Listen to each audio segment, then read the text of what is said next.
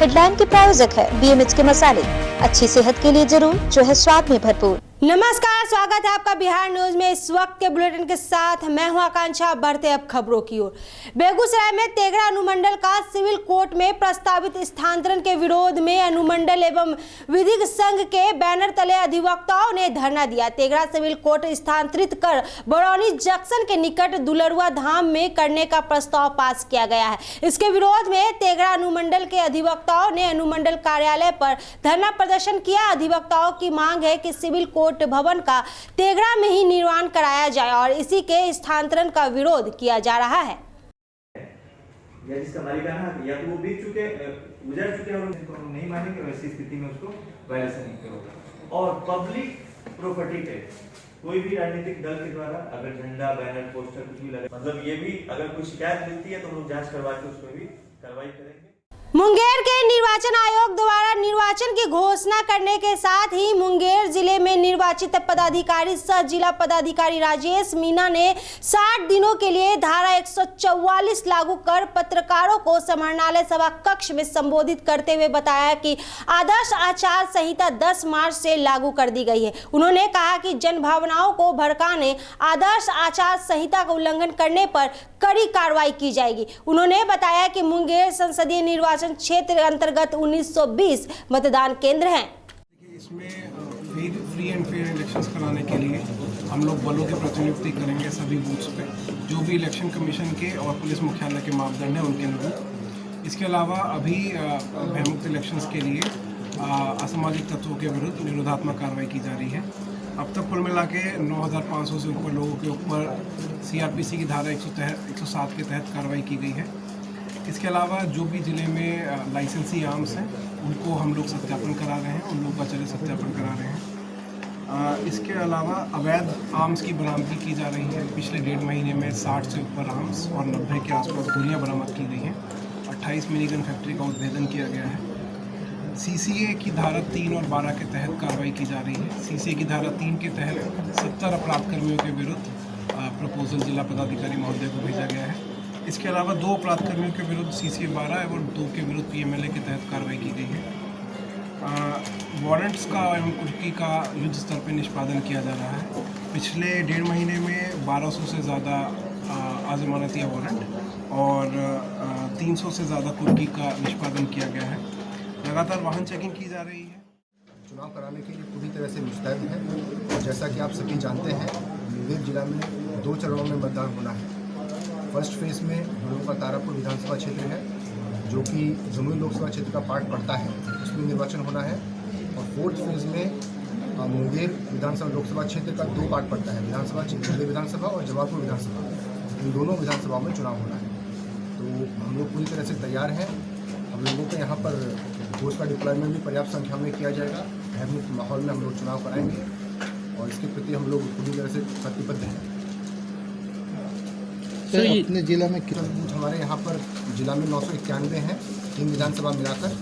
लेकिन अगर हम बात करें लोकसभा क्षेत्र की, तो लोकसभा क्षेत्र में 6 विधानसभाएं पड़ती हैं और वहाँ पर 1926 कुल बूथ पड़ते हैं। जो हमारे लोकसभा क्षेत्र में टोटल वोटर्स हैं, इलेक्टर्स हैं, वो 18,70,994 हैं, जिसमें 10,03,415 पुरुष और 8,67,526 महिलाएं हैं। इसके अतिरिक्त 52 व्यक्ति थर्ड जेंडर के। चुनाव की घोषणा होते ही नेताजी को जनता की फिक्र सताने लगती है। शायद यही वजह है कि 5 साल उन्हें जनता की याद आए या ना आए, लेकिन चुनाव के करीब आते ही नेताजी जनता के लिए सब कुछ कर लेना चाहते हैं। कुछ ऐसा ही बिहार के सीतामढ़ी में देखने को मिला, जहां रालोसपा सांसद राजकुमार शर्मा ने अपने विकास कार्य में एक और उपलब्धि जोड़ने को लेकर आदर्श आचार संहिता तक का उल्लंघन कर दिया। रविवार शाम 5 बजे दिल्ली के विज्ञान भवन में चुनाव आयोग की प्रेस वार्ता शुरू होने के साथ ही पूरे देश भर में आदर्श आचार संहिता प्रभावी हो गई। MCC की गाइडलाइंस को लेकर सभी राजनीतिक दल और नेता वाकिफ भी हैं, लेकिन उसके बावजूद सीतामढ़ी के सांसद ने आनन फानन में एम्बुलेंस सेवा का शुभारंभ कर दिया।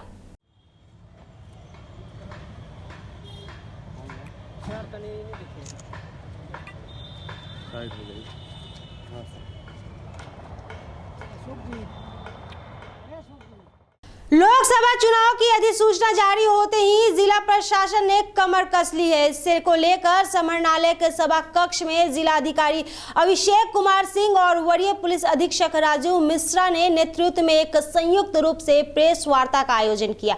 प्रेस वार्ता के माध्यम से जिला प्रशासन द्वारा लोकसभा चुनाव को लेकर की गई अब तक की तैयारियों के बारे में विस्तृत रूप से बताया गया। जिलाधिकारी अभिषेक सिंह ने पत्रकारों से रूबरू होते हुए कहा कि लोकसभा चुनाव को लेकर व्यापक तैयारी की गई है, साथ ही जो बातें रह गई है उससे लेकर भी जिला प्रशासन द्वारा पूरा करने का प्रयास किया जा रहा है।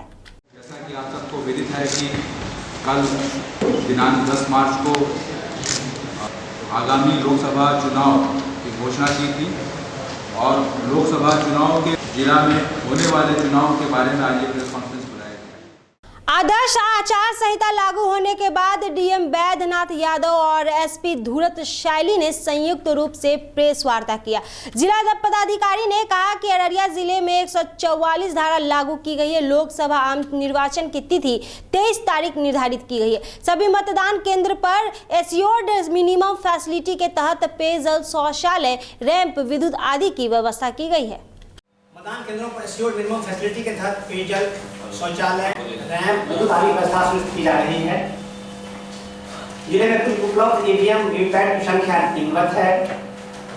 Ballot unit 5106, control unit 1987, VVPAT 2159 जो हमारी आवश्यकता के अनुरूप है। जिले सभी मतदान केंद्रों पर वीवीपैट के द्वारा मतदान कराया जाएगा। इस जिले में गत वर्ष लोकसभा का चुनाव बाई इलेक्शन और विधानसभा का बाई इलेक्शन हुआ था, उसमें वीवीपैट का उपयोग किए गए थे। ये जिले के लिए कोई नई बात नहीं रह गई, लेकिन क्योंकि पूरे देश में हो रहा है तो उसके अनुरूप जिले में पूरा गत वर्ष के अनुरूप अपने यहाँ वीवीपैट के द्वारा सभी मतदान केंद्रों पर मतदान कराए जाएंगे। 144 धारा लागू कर दी गई है। इसके साथ साथ मॉडल कोड ऑफ कंडक्ट पालन करने के लिए सभी आवश्यक निर्देश दिए गए हैं। हमारे मतदान केंद्र में जितना भी एश्योर्ड मिनिमम फैसिलिटी के बारे में है सारी की तैयारी कर ली गई है। कुछ जो हमारे पोर्टेबल बूथ हैं उसके लिए मतदान के पूर्व जो सुविधाएं दी जानी है दे दी जाएगी। हमारे flying squad, static surveillance team, video viewing team, सारे टीम का गठन कर दिए गए हैं। सी विजिल के आधार पर नियंत्रण करते हुए मॉडल कोड ऑफ कंडक्ट को लागू करने और व्यय पर नियंत्रण करने के रिस्पॉन्स से भी सारे पदाधिकारियों को प्रशिक्षित किए गए हैं और वो भी टीम हमारा कार्य कर रहा है। विभिन्न कोषांग जो गठन किए गए हैं सारे फंक्शनल हो गए हैं। वैसे तो ज़िले में गत वर्ष 18 में भी बाई इलेक्शन हुए हैं, इसलिए बहुत सी चीज़ें हम समझते हैं हमारे राजनीतिक दलों को, आम लोगों को, मतदाताओं को पता होगा। उसके बावजूद भी नए सिरे से जानकारी देने के लिए हमारे स्वीप एक्टिविटीज़ काफ़ी बढ़ चढ़ कर चलाया जा रहा है। ज़िले में BLOs के साथ भी मीटिंग की गई थी और आगे जो हमारे इस महीने में मार्च महीने में शेष जो स्वीप एक्टिविटीज़ हमारे जो हैं वो सारे किए जाएंगे।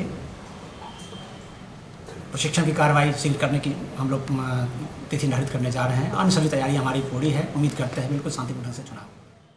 आप सबों ने पिछले इलेक्शन में प्रशासन की बहुत मदद की थी, बहुत सहायता की थी और वही सहायता मैं और कॉर्पोरेशन में इस बार भी एक्सपेक्ट कर रही हूँ आप सब लोगों से। एक मैसेज आपके थ्रू बस सबको देना चाह रही हूँ, सारे पॉलिटिकल पार्टीज को, कि जो मॉडल कोड ऑफ कंडक्ट है उसको स्ट्रिक्टली फॉलो किया जाए। अगर कोई भी शिकायत प्राप्त होती है तो हमको उसका निपटारा 100 मिनट में कर देना है। तो इन केसेस में अगर हम लोग को कोई भी शिकायत प्राप्त होती है तो हम लोग एकदम उस पर कार्रवाई करने के लिए तत्पर हैं। नरकटियागंज के बरगजवा विशनपुरवा गांव में स्टूडेंट क्रिकेट क्लब मैच का उद्घाटन प्रखंड प्रमुख रीना देवी और उनके पति राकेश मिश्रा ने फीता काटकर किया। इस दौरान प्रखंड प्रमुख रीना देवी ने कहा कि आज मैच के कार्यक्रम को देखकर मुझे बचपन का दिन याद आ गया। मैं भी बचपन में क्रिकेट खेला करती थी। मुझे क्रिकेट के प्रति बहुत लगाव है। मैं टीम के खिलाड़ियों को शुभकामनाएं देती हूँ कि अच्छे खेलें एवं गाँव, राज्य और देश का नाम रोशन करें। लोकसभा चुनाव की घोषणा के बाद आचार संहिता लागू होते ही राजनीतिक दलों के बैनर पोस्टर हटाने की प्रक्रिया तेज हो गई है। सभी राजनीतिक पार्टियों ने अपना बैनर पोस्टर हटाना शुरू कर दिया है। वहीं बार एसडीएम सुमित कुमार ने अनुमंडल कार्यालय के सभी राजनीतिक दलों के प्रतिनिधियों के साथ एक बैठक किया, जिसमें सभी को आचार संहिता के बारे में विस्तार से जानकारी देते हुए एसडीएम ने कहा कि आचार संहिता लागू हो चुका है। जहां भी राजनीतिक पार्टी का बैनर पोस्टर लगा हुआ है, हटा ले या हटाने में हमारी मदद करे। इस दौरान अनुमंडल में जगह जगह राजनीतिक दलों के पोस्टर और बैनर नगर परिषद कर्मियों को द्वारा हटाते देखा गया। कारोबारी पुरुषोत्तम कुमार हत्याकांड में पुलिस ने 6 अपराधियों को गिरफ्तार किया है। वहीं एसएसपी गरिमा मलिक ने बताया कि गिरफ्तार अपराधियों के पास से पुलिस ने एक कार्बाइन, एक पिस्टल, 3 मैगजीन, 56 कारतूस, घटना में प्रयुक्त मोटरसाइकिल और 1,10,000 नगद रुपए बरामद किया है। बताया जाता है कि अपराधी पेशेवर हैं।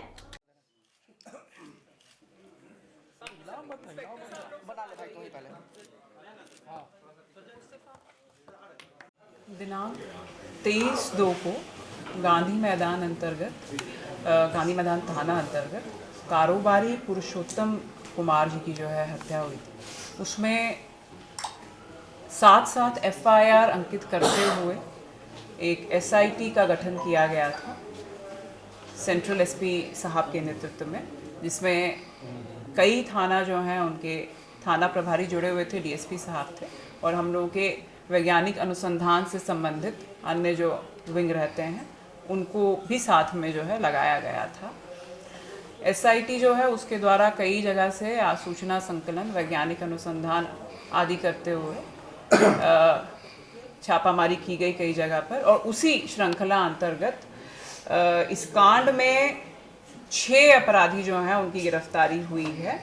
इनके साथ में एक कार्बाइन, एक पिस्टल, 2 मैगजीन्स, या रादर 2 पिस्टल का, एक कार्बाइन का, तो 3 मैगजीन्स, कारतूस भारी संख्या में, मोटरसाइकिल जो कि क्राइम कारित करने में प्रयुक्त हुआ था, विदेशी शराब 8 बोतल और नगद 1,10,000 जो है बरामद हुआ है। गैंग जो है वो पहले से भी कई हत्याकांड जो है और अन्य जो अपराध के कांड हैं उसमें संलिप्त रहा है। इसमें ये बताना चाहेंगे आपको कि ये जो अपराध हुआ है इसमें भाग लेने वाले अपराध कर्मी कुछ जो हैं वो भी और भी उनकी पुलिस जो है वो तलाश में है। इसलिए गैंग जो पूरा है उसका नाम अभी आपके सामने हम नहीं खोलेंगे, लेकिन गैंग आइडेंटिफाई हो चुका है और इसमें आगे भी गिरफ्तारियां जो हैं वो होंगी। इसमें साथ में डेफिनेटली जो पैसा वो कुछ कैरी कर रहे थे उसको लूटना जो है अपराध कर्मी जो है उनका मंशा था। 4 लोग जो हैं वो ऑन स्पॉट मौजूद थे और कुछ और जो प्लानिंग भी किए थे उनकी भी गिरफ्तारी जल्दी होगी। लोकतांत्रिक जनता दल बिहार युवा प्रकोष्ठ के प्रदेश उपाध्यक्ष विक्रम शाह ने अरविंद केजरीवाल के विचारधारा और विकासवादी कार्यों से प्रभावित होकर अपने साथी उमेश गुप्ता, अभिषेक सिंह सहित अन्य के साथ आम आदमी पार्टी की सदस्यता ग्रहण किया। विक्रम शाह ने कहा कि राजनीति में काम बोलता है। अरविंद केजरीवाल के नेतृत्व में चलने वाली दिल्ली सरकार के कामों की चर्चा देश भर में हो रही है। चुनाव आयोग द्वारा लोकसभा के तारीखों के घोषणा होते ही पहले से अपने तीखे बयानों से सुर्खियों में रहने वाले बयानवीर बिहार सरकार के पर्यटन मंत्री व मोतिहारी विधायक प्रमोद कुमार ने मोतिहारी में एक बार फिर विरोधियों पर बयानों के वाण छोड़ दिए हैं। मंत्री ने कहा कि इस लोकसभा चुनाव में ना तो कोई मुद्दा बचा है, ना ही कोई मजबूत विरोधी, इसलिए चुनाव वन साइडेड होगा और अब की बार 400 के पार का परिणाम सामने आएगा, क्योंकि नरेंद्र मोदी की सरकार विपक्षी के लिए कोई मुद्दा ही नहीं छोड़ा है जिसको लेकर विपक्ष बीजेपी को घेरेगी। देखिए, इस बार के चुनाव में मुद्दा विहीन चुनाव होगा और one sided one day match होगा और जितनी देश की जो मुद्दा है वह सभी मुद्दाओं का लगभग समाधान के दिशा में यह देश आगे बढ़ चुका है। वह विचार करे जो कभी मुद्दा की चिंता नहीं किए और न समस्या की चिंता किए और अपने परिवार को प्राइवेट लिमिटेड कंपनी बनाकर चलाने का काम करते थे। आज देश के प्रधानमंत्री नरेंद्र भाई मोदी और बिहार के मुख्यमंत्री श्रीमान नीतीश कुमार जी ने हर विषय को सबका साथ और सबका विकास का नीति अपनाकर हर विषय को आज हर समस्या को समाधान करने का काम किया है और इसके साथ ही देश के सुरक्षा भी के सवाल पर भी पाकिस्तान को मुंहतोड़ जवाब देने का काम किया है। और आज देश ही नहीं दुनिया में भारत की डंका पीटी जा रही है और फिर अब की बार 400 पार होगा और मिशन 2019 में पुनः प्रधानमंत्री श्रीमान नरेंद्र भाई मोदी आएंगे और जो अधूरे काम हैं उन कामों को सही मुकाम पर पहुंचाकर भारत माता को परम वैभव के शिखर पर पहुंचाने का काम करेंगे। जिला निर्वाचन पदाधिकारी सह जिलाधिकारी कुमार रवि ने जिला समाहरणालय में एक संवाददाता सम्मेलन कर भारत निर्वाचन आयोग से जारी निर्देशों के आधार पर बताया कि किसी ने आचार संहिता का उल्लंघन किया तो उसके विरुद्ध कार्रवाई की जाएगी। जिलाधिकारी ने निर्देश दिया है कि जिले में जितने भी प्रचार से संबंधित पोस्टर बैनर लगे हैं उसे जिला प्रशासन के द्वारा हटा दिया जाएगा। रवि कुमार ने कहा कि जितने भी सरकारी योजनाएं हैं उन पर भी निगरानी रखी जाएगी। इस मौके पर एसएसपी गरिमा मलिक ने कहा कि जिन लोगों के पास हथियार वो कारतूस है उन पर निगरानी रखी जा रही है।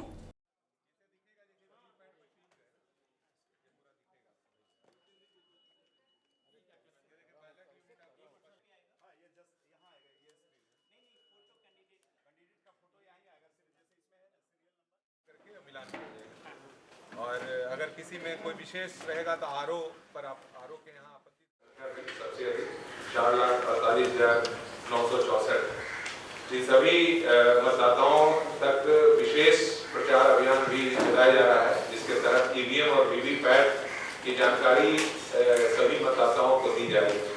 तो कुल 4610 मतदान केंद्रों में लगभग अभी तक 70% मतदान केंद्रों पर हमारी ईवीएम और वीवीपैट की मशीन के माध्यम से मतदाताओं को जागरूकता कराने का अभियान अभी चलाया जा रहा है और इसको 15 मार्च तक पूर्ण रूप से सभी मतदान केंद्रों को कवर किया जाएगा ताकि सभी मतदाता जो है ईवीएम वीवीपैट के बारे में जानकारी रख सकें। जितने भी इस बार मतदान केंद्र होंगे सभी पर वीवीपैट के माध्यम से वीवीपैट का भी इस्तेमाल चुनाव के दौरान किया जाएगा। ईवीएम और वीवीपैट मशीन के माध्यम से किया जाएगा। जो नॉमिनेशन की इशू ऑफ नोटिफिकेशन है उसके बारे में आपको जानकारी पूर्व में ही हो चुकी है, लेकिन मैं उससे पुनः दोहराना चाहूँगा कि यहाँ जो नॉमिनेशन लिया जाएगा वह 30 पटना साहिब का और 31 पाटलिपुत्रा का, उसके तहत 22 अप्रैल को उसका नोटिफिकेशन है और last day of filing nomination 30 अप्रैल को है। इस तरह से कार्यक्रम निर्धारित है और नॉमिनेशन की स्क्रूटनी 30 अप्रैल को है और अंतिम तिथि जो विड्रॉल की है वह 2 मई और 19 मई को यहाँ पर चुनाव कराए जाएंगे। जैसे ही चुनाव की घोषणा हुई है उसके साथ ही यहाँ पर मॉडल कोड ऑफ कंडक्ट लागू हो गया है। मॉडल कोड ऑफ कंडक्ट के तहत पॉलिटिकल पार्टीज के साथ यहाँ पर प्रशिक्षण कार्यक्रम भी आयोजित किया गया है और उसमें मॉडल कोड ऑफ कंडक्ट और एक्सपेंडिचर के संबंध में पूर्व जानकारी वहाँ पर दी जाएगी। इसके अतिरिक्त जो मुख्य रूप से पटना जिले के अंतर्गत विभिन्न स्थानों पर पोस्टर बैनर लगे हुए हैं जो उसको हटाने की कार्रवाई भी की जा रही है और उसको निर्देश दिया गया कि 24 घंटे के अंदर जो है यानी कि आज संध्या तक इसको हटा लेने का कार्य कर लिया जाएगा। किसी भी सरकारी परिसर में या सरकारी संपत्ति पर किसी प्रकार का जो वॉल राइटिंग है, पोस्टर है, पैम्पलेट है, कटआउट है, होर्डिंग, बैनर, झंडा इत्यादि उसका स्थापन या उसका लेखन नहीं किया जाएगा। इसके बारे में भी सभी लोगों को जानकारी दी जा रही है। इसके अतिरिक्त जो प्राइवेट प्रॉपर्टी है उसके तहत जो कानून है कि उससे लिखित सहमति प्राप्त करके उसकी सूचना निर्वाची पदाधिकारी को दी जानी है, उसके उपरांत वहाँ पर वो लगा सकते हैं। उसके बारे में भी सभी को जानकारी दी जा रही है। मॉडल कोड करने के साथ ही जो ये सारे जो सरकारी योजनाएं चल रही हैं उसके उस पर कई सारे चीज़ें लागू हो जाती हैं, उन सबको पर भी निगरानी प्रारंभ कर दी गई है। इस तरह से है। इसके अतिरिक्त जो पैम्पलेट है, पोस्टर्स हैं, उन सभी में प्रिंटर और पब्लिशर का नाम लिखा जाना अनिवार्य होगा जो कि आरपी एक्ट 1951 के धारा 127 के तहत होगा। तो जो भी पैम्पलेट है, पोस्टर है, ये सब जो बनाए गए उसमें वह लिखा जाना अनिवार्य होगा, अन्यथा वह इलीगल माना जाएगा। इसके अतिरिक्त लाउड स्पीकर जो बजेंगे उसके संबंध में भी सभी लोगों को जो जानकारी है वह स्पष्ट है कि उसमें रात्रि 10 बजे से सुबह 6 बजे तक उसको नहीं बजाया जाना है और साथ ही जो निर्धारित डेसिबल है उसके तक ही उसका उपयोग होना है। इन सभी चीज़ों के बारे में लोगों को जानकारी दी जा रही है और आदर्श आचार संहिता इसके बारे में हमारे जितने भी पॉलिटिकल पार्टी को भी जानकारी दी जा रही है। प्रशासनिक रूप से 19 जो कोषांग हैं वो बनाए गए हैं, उसके माध्यम से हमारे सभी कार्यों का मॉनिटरिंग किया जाएगा और इसमें मुख्य रूप से जो प्रशिक्षण कोषांग है और ईवीएम वीवीपैट कोषांग है, आदर्श आचार संहिता कोषांग है, इन सभी कोषांगों के माध्यम से पूरे निर्वाचन की तैयारियां प्रारंभ कर दी गई हैं। अच्छा, हाँ, इलेक्टोरल रोल के बारे में एक चीज मैं बताना चाहूँगा कि अभी जो इलेक्टोरल रोल प्रकाशित हुआ है, इतने मतदाता हैं, उसके अतिरिक्त भी अभी नए मतदाता अभी अप्लाई कर सकते हैं और नॉमिनेशन का जो आखिरी तिथि है उस दिन तक इसमें नाम जोड़ने की कार्रवाई की जा सकती है, बशर्ते कि वह मतदाता नॉमिनेशन के आखिरी तिथि से 10 दिन पूर्व तक उसने आवेदन किया हो।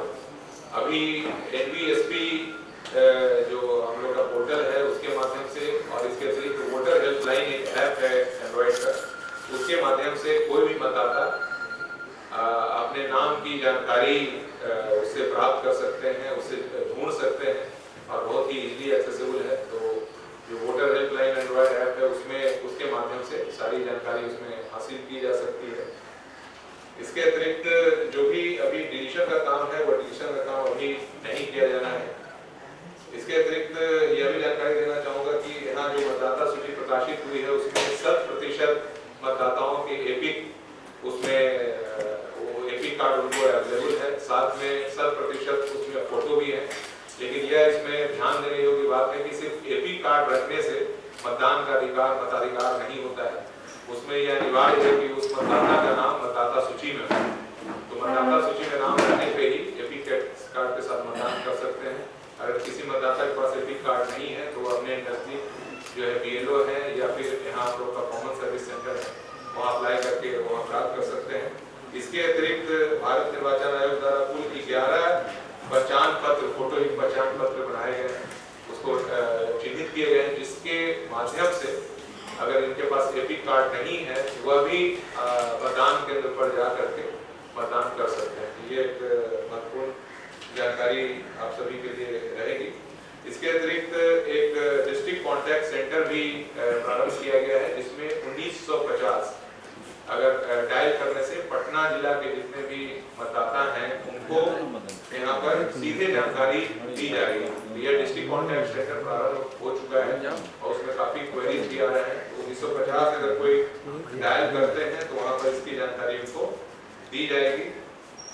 इसके अतिरिक्त मतदाताओं की सुविधा के लिए वोटर स्लिप भी फोटोयुक्त वोटर स्लिप भी बांटे जाने का निर्देश है, जिसको यहाँ सभी वोटर्स को उपलब्ध कराया जाएगा और उनको यह जानकारी दी जाएगी कि उनका कहाँ पर नाम है। इन सभी चीजों को किया जा रहा है। इसके अतिरिक्त जो PWD वोटर्स हैं, जो हमारे ऐसे वोटर्स हैं जो दिव्यांग वोटर्स हैं, PWD वोटर्स हैं, उनके लिए भी यहाँ पर निर्वाचन आयोग के द्वारा विशेष व्यवस्था की गई है। उसके तहत जो भी उसमें ब्लाइंड वोटर्स हैं या विजुअली इम्पेयर्ड वोटर्स हैं उनको ब्रेल लिपि में भी एपिक कार्ड का वितरण अभी राष्ट्रीय मतदाता दिवस के अवसर पर किया गया था। इसके अतिरिक्त और भी जितने भी ऐसे मतदाता हैं उनको ब्रेल लिपि में वो वितरण किया जाएगा। साथ ही साथ वोटर स्लिप भी उनको ब्रेल लिपि में पहुंचाने हेतु कार्रवाई की जाएगी। जो भी मतदाता PWD वोटर्स रहेंगे उनके लगभग 30,000 मतदाता पटना जिले में उनको चिन्हित किया गया है, उसकी सूची बनाई जा चुकी है। इसके अतिरिक्त वो अपने स्तर से भी आवेदन दे सकते हैं जो कि उनको क्या वहाँ हेल्प की आवश्यकता है और उसको ट्रांसपोर्ट फैसिलिटी उपलब्ध कराई जाएगी ताकि उनको मतदान केंद्र पर जाने आने में कठिनाई नहीं हो, ताकि कोई भी हमारा वोटर नहीं छूटे। और जो भारत निर्वाचन आयोग का लाइन है कि no voter should be left behind, उसको हम लोग पूरी तरह से फॉलो करें। सर, चुनाव को निष्पक्षता के लिए राजनीतिक दलों को क्या क्या राजनीतिक दलों के लिए क्या क्या निर्देश है? राजनीतिक दलों के लिए सबसे जो महत्वपूर्ण बात है कि मॉडल कोड ऑफ कंडक्ट वो एक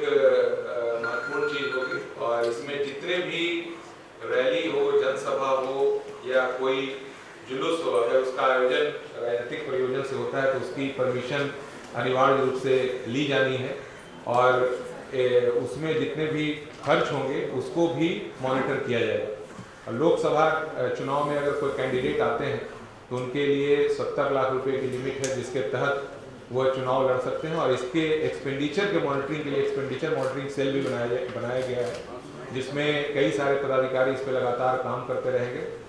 इसमें प्रत्येक विधानसभा क्षेत्र में अभी फ्लाइंग स्क्वाड के रूप में 3 टीमें गठित की गई हैं। स्टैटिक सर्विलेंस टीम के रूप में 3 टीम गठित की गई है। इसके अलावा वीडियो सर्विलांस टीम भी बनाई गई है, वीडियो विंग टीम बनाई गई है।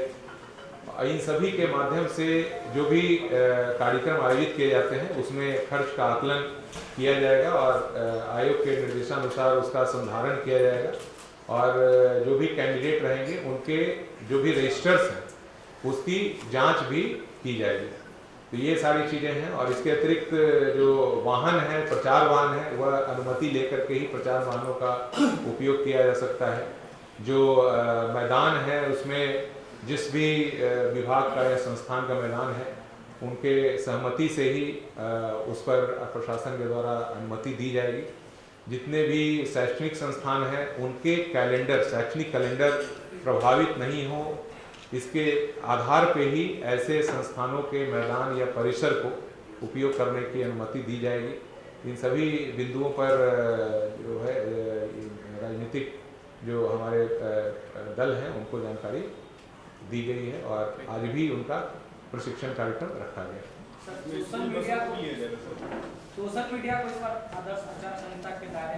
सोशल मीडिया एक बहुत ही महत्वपूर्ण फैक्टर है और एक कमेटी है, एमसी कमेटी भी यहाँ पर गठित की गई है जिसके तहत जो भी इलेक्ट्रॉनिक मीडिया जिसमें कि सोशल मीडिया भी आता है उस पर अगर किसी भी तरह का प्रचार मटेरियल उस पर प्रकाशित किया जाता है, उसको ब्रॉडकास्ट किया जाता है तो उसको उसकी पूर्वानुमति एमसी कमेटी से ली जानी है और जो सोशल मीडिया है उस पर भी जिला प्रशासन के द्वारा नज़र रखी जाएगी। बहुत सारे जो हमारे वेब पोर्टल्स हैं और साथ में व्हाट्सएप ग्रुप भी उसके कॉरस्पॉन्डिंग चलाए जाते हैं तो उसके संबंध में जिला सूचना संपर्क पदाधिकारी को निर्देश किया गया है कि जिला सूचना जनसंपर्क पदाधिकारी ऐसे सभी व्हाट्सएप न्यूज़ ग्रुप हैं या उस तरह के पोर्टल्स हैं उसमें अनिवार्य रूप से मेंबर रहेंगे। हमारे मॉडल कोड ऑफ कंडक्ट के जो कोषांग के नोडल एक पदाधिकारी रहेंगे वह भी अनिवार्य रूप से उसमें रहेंगे। तो आपसे भी अनुरोध है कि उसमें अनिवार्य रूप से रहें और ये मॉडल कोड ऑफ कंडक्ट एक बहुत ही ऐसी शर्त है जिसमें आपको मतलब जितने भी इसमें स्टेक होल्डर्स हैं सभी को सेल्फ रेस्ट्रेंट और सेल्फ रेगुलेशन भी रखा जाना है। इसके अतिरिक्त भारत निर्वाचन आयोग द्वारा यह भी कल प्रेस कॉन्फ्रेंस में बताया गया था कि जो प्रदूषण फैलाने वाली सामग्री है, खास करके प्लास्टिक है या नॉन डिस्पोजेबल मटेरियल्स हैं, उनके उपयोग से भी प्रचार सामग्री में उसका उपयोग नहीं किया जाएगा, उससे लोग बचेंगे।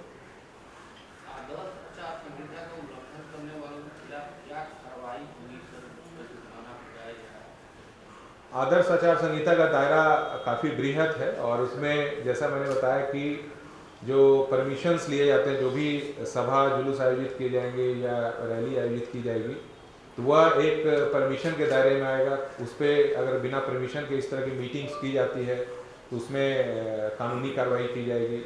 लाउड स्पीकर का उपयोग बिना सक्षम प्राधिकारी, इसका मतलब अनुमंडल प्राधिकारी की अनुमति के किया जाता है, उसमें भी जो लाउड स्पीकर एक्ट है उसके तहत कानूनी कार्रवाई की जाएगी।